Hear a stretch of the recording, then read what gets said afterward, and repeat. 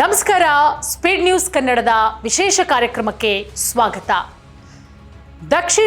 ದಾವಣಗೆರೆ ದಕ್ಷಿಣ ವಿಧಾನಸಭಾ ಕ್ಷೇತ್ರ ನೋಡಿ, ಆರಂಭದಲ್ಲಿ ಟಿಕೆಟ್ ಅನೌನ್ಸ್ ಆಗೋದಕ್ಕಿಂತ ಮುಂಚೆ, ಟಿಕೆಟ್ ಅನೌನ್ಸ್ ಆದಮೇಲೆ ಕಾಂಗ್ರೆಸ್ಗೆ ಸಿಕ್ಕಾಪಟ್ಟೆ ತಲೆನೋವಿತ್ತು. ಯಾಕೆ ಅಂತ ಹೇಳಿದ್ರೆ, ಅಲ್ಲಿ ಬಂಡಾಯ ಅಭ್ಯರ್ಥಿಯಾಗಿ ಕಣಕ್ಕಿಳಿದಿದ್ದಂತಹ ಸಾದಿಕ್ ಪೈಲ್ವಾನ್ ಅವರು.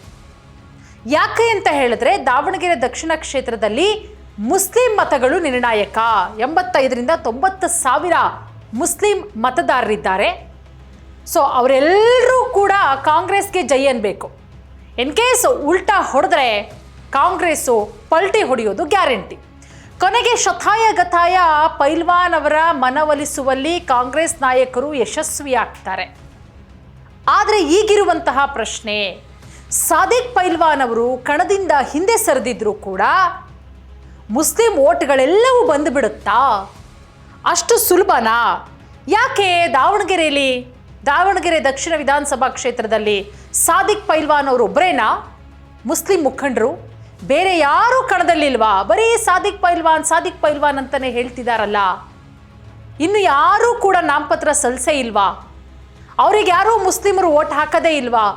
ಅವ್ರು ಯಾರಿಗೂ ಸಪೋರ್ಟ್ ಮಾಡೋದೇ ಇಲ್ವಾ? ನೋಡಿ, ಒಟ್ಟು 13 ಜನ ಈಗಲೂ ಕೂಡ ಕಣದಲ್ಲಿದ್ದಾರೆ ದಾವಣಗೆರೆ ದಕ್ಷಿಣ ವಿಧಾನಸಭಾ ಕ್ಷೇತ್ರದಲ್ಲಿ, ಮುಸ್ಲಿಂ ಅಭ್ಯರ್ಥಿಗಳು. ಅದರಲ್ಲಿ ಅಫ್ಸರ್ ಕೊಡ್ಲಿಪೇಟೆ, SDPIನ ಅಫ್ಸರ್ ಕೊಡ್ಲಿಪೇಟೆ ಅವರು ಕೂಡ ಕಣದಲ್ಲಿದ್ದಾರೆ. ಮತ್ತೊಂದು ಕಡೆ ಪಕ್ಷೇತರ ಅಭ್ಯರ್ಥಿ ಆದಿಲ್ ಖಾದರ್ ಅವರು ಕೂಡ ಕಣದಲ್ಲಿದ್ದಾರೆ. ಇವರಿಬ್ಬರಿಗೂ ಕೂಡ, ಪಕ್ಷೇತರ ಅಭ್ಯರ್ಥಿ ಖಾದರ್ ಆದಿಲ್ ಭಾಷಾ, ಇವರಿಗೂ ಕೂಡ ಸಾಕಷ್ಟು ಸಪೋರ್ಟ್ ಇದೆ.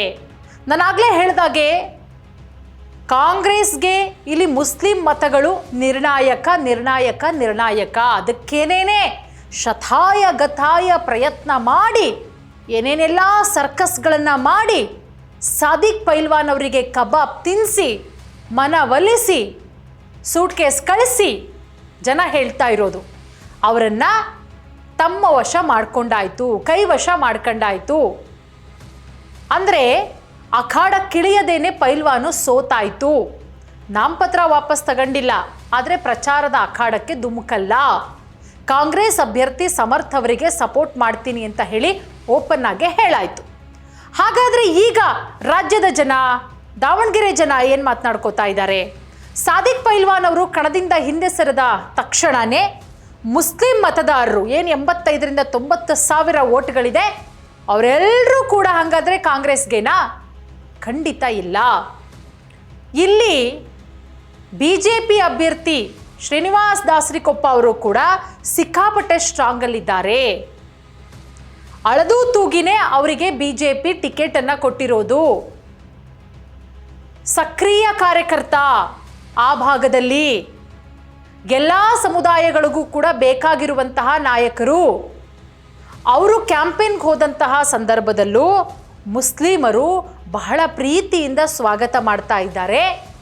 ಇಲ್ಲ, ನಮ್ಮ ಓಟು ನಿಮಗೇನೆ ಅಂದರೆ, ಇಲ್ಲಿ ಪಕ್ಷವನ್ನು ನೋಡದೆ ಮುಸ್ಲಿಮರು ಈ ಬಾರಿ ವ್ಯಕ್ತಿಯನ್ನೂ ಕೂಡ ಗಮನಿಸ್ತಾ ಇದ್ದಾರೆ ಅನ್ನೋದು ಬಹಳಷ್ಟು ಸ್ಪಷ್ಟವಾಗಿ ಗೊತ್ತಾಗ್ತಾ ಇದೆ.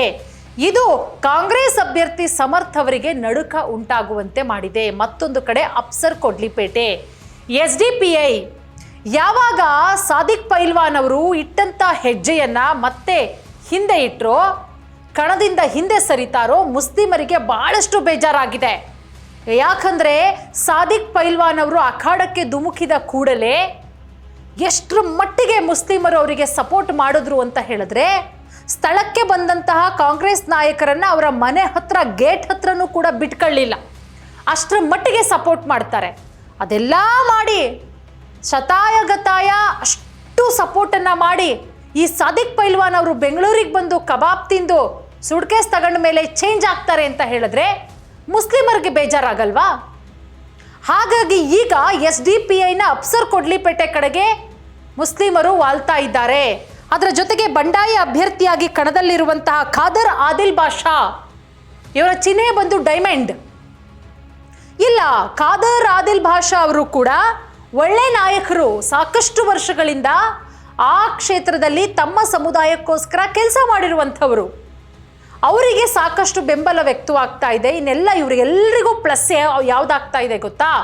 ಮಾಜಿ ಸಚಿವರಾದಂತಹ CM ಇಬ್ರಾಹಿಂ ಅವರು ಖಾದರ್ ಅವರಿಗೆ, ಆದಿಲ್ ಖಾದರ್ ಭಾಷಾ ಅವರಿಗೆ ದೊಡ್ಡ ಮಟ್ಟದಲ್ಲಿ ಸಪೋರ್ಟ್ ಮಾಡ್ತಾ ಇದ್ದಾರೆ. ಯಾವಾಗ ಸಾದಿಕ್ ಪೈಲ್ವಾನ್ ಅವರು ಕಣದಿಂದ ಹಿಂದೆ ಸರಿದ್ರು ದೊಡ್ಡ ಮಟ್ಟದ ಸಪೋರ್ಟ್ ಸಿಗ್ತಾ ಇದೆ. ಅಲ್ಲಿಗೆ ಸಮರ್ಥ್ ಇನ್ನೂ ಭಯ ಶುರುವಾಗಿದೆ. ಯಾಕಂದರೆ ಮುಸ್ಲಿಮರು, ಬರೀ ಮುಸ್ಲಿಂ ಮುಖಂಡರಾದಂತಹ ಸಾದಿಕ್ ಪೈಲ್ವಾನ್ ಅವರು ಕಣದಿಂದ ಹಿಂದೆ ಸರಿದಿರಬಹುದು, ಆದರೆ ಮುಸ್ಲಿಮರು ಕಂಪ್ಲೀಟ್ ಆಗಿ ಚೇಂಜ್ ಆಗಿಲ್ಲ.